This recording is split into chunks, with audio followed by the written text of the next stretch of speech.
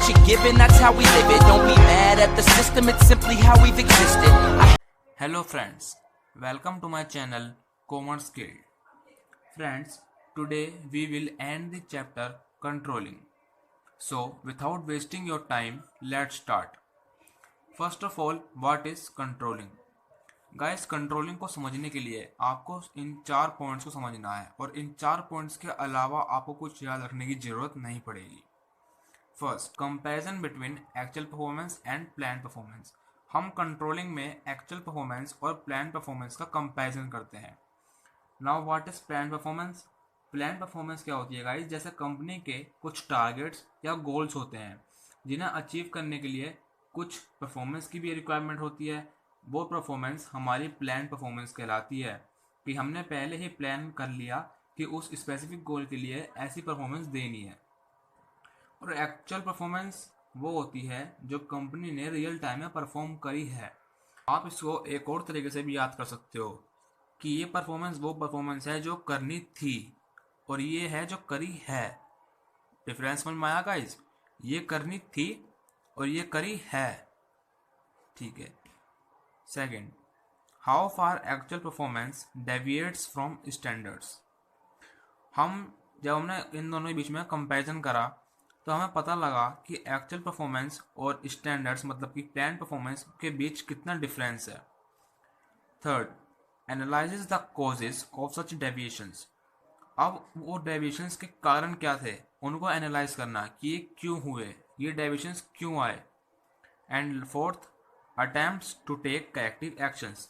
जब हमें डिफरेंसेस पता लग गए तो हम उनको सही करने के लिए अब एक्शन लेंगे, मतलब कि उन्हें सही करेंगे। अब देखते हैं इसकी importance. First, accomplishing organisational goals. हम कंट्रोलिंग क्यों करते हैं? ताकि ऑर्गेनाइजेशन के गोल्स अचीव हो सके और अगर उनमें कोई डेविएशंस हो तो उन्हें भी करेक्ट कर सकें। Second, judging accuracy of standards.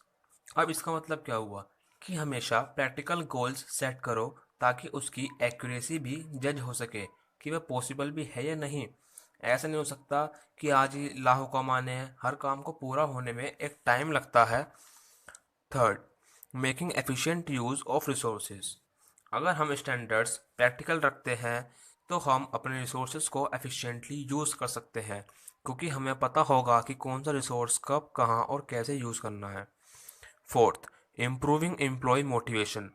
अगर हम अपने एम्प्लॉयज़ के लिए पहले ही स्टैंडर्ड सेट कर दें कि तुम्हें ये टारगेट्स अचीव करने हैं, उसके बेसिस पर तुम्हें अप्रेजल्स वगैरह मिलेंगे, तब वो भी मोटिवेट रहेंगे और उस टारगेट को पूरा करने के लिए एफर्ट्स भी करेंगे। Fifth, ensuring order and discipline. जब हम रेगुलर कंट्रोलिंग फंक्शन को परफॉर्म करते हैं तो कंपनी में एक ऑर्डर और डिसिप्लिन देखने को मिलता है। जब हम उनकी एक्टिविटीज़ पर रेगुलर चेक रखेंगे तो डेविएशंस के चांसेस भी कम होंगे। Sixth, facilitating coordination in action. जब हमने पहले ही अपने टारगेट्स या स्टैंडर्ड्स सेट कर लिए हैं तो कंट्रोलिंग की हेल्प से हम सबके एफर्ट्स को एक डायरेक्शन दे पाएंगे ताकि कंपनी के गोल्स अचीव हो सकें। तो अब देखते हैं इसके limitations. First, difficulty in setting quantitative standards. Company कभी भी एग्जैक्ट क्वांटिटी में स्टैंडर्ड सेट नहीं कर सकती। उसके नियर अबाउट कर सकती है पर एग्जैक्ट क्वांटिटी में कभी भी नहीं। कभी भी हम ये नहीं कह सकते कि इस महीने में एग्जैक्टली 1 लाख का प्रॉफिट अर्न करना है। उसके नियर अबाउट कर सकते हैं पर ये नहीं कह सकते ना कि बिल्कुल ही 1 लाख होगा। Second, little control on external factors. हम कंट्रोलिंग से इंटरनल फैक्टर्स तो कंट्रोल कर सकते हैं पर एक्सटर्नल फैक्टर्स को तो कभी कंट्रोल नहीं किया जा सकता, like government policies and competitions. Third, resistance from employees. कभी कभी कुछ एम्प्लॉयज़ ऐसे होते हैं जो कंट्रोलिंग को एज अ रिस्ट्रिक्शन देखते हैं उन पर और इससे कभी कभी कंट्रोलिंग फंक्शन सही से परफॉर्म भी नहीं हो पाता। And fourth, costly affair. तो यार कंट्रोलिंग कोई ऐसा काम नहीं है जो कभी भी कर लो, इसमें टाइम देना पड़ता है, एफर्ट्स लगते हैं और सबसे मेन चीज़ पैसे भी बहुत लगते हैं, जैसे एक्सपर्टीज़ को बुलाना, मीटिंग्स करना, इन सब में। तो अब देखते हैं कंट्रोलिंग प्रोसेस कि कंट्रोलिंग वर्क कैसे करता है। First, setting performance standards. तो स्टैंडर्ड्स दो तरीके से सेट हो सकते हैं। फर्स्ट इज क्वांटिटेटिव और सेकंड इज क्वालिटेटिव। अब ये मत सोचना कि मैंने यहाँ पे मना किया था कि क्वांटिटेटिव स्टैंडर्ड सेट नहीं हो सकते। मैंने बस इतना कहा था कि उसे 100% अचीव नहीं किया जा सकता, पर उसके नियर अबाउट तो आ सकता है। तो ये स्टैंडर्ड्स वो होते हैं जिसमें जैसे कोई न्यूमेरिकल टर्म्स इन्वॉल्व हो रहा हो कि हमें इतनी यूनिट्स प्रोड्यूस करनी है, इतने परसेंट से हमें प्रॉफिट बढ़ाना है, इतनी परसेंट सेल करनी है, ये सब। और क्वालिटेटिव स्टैंडर्ड्स क्या होते हैं, जैसे अपनी मार्केट पोजीशन इंप्रूव करनी है, गुडविल बढ़ानी है, ये सब। तो इसका कंक्लूजन क्या आया कि सबसे पहले हमें अपने लिए परफॉर्मेंस स्टैंडर्ड सेट करने हैं। Second, measurement of actual performance. हमने पहले स्टेप में स्टैंडर्ड्स तो सेट कर लिए, अब दूसरे स्टेप में हम अपनी एक्चुअल परफॉर्मेंस को मेज़र करेंगे, एनालाइज करेंगे। इसमें हम ये देखते हैं कि हमने क्या अचीव किया। Third, comparing actual performance with standards.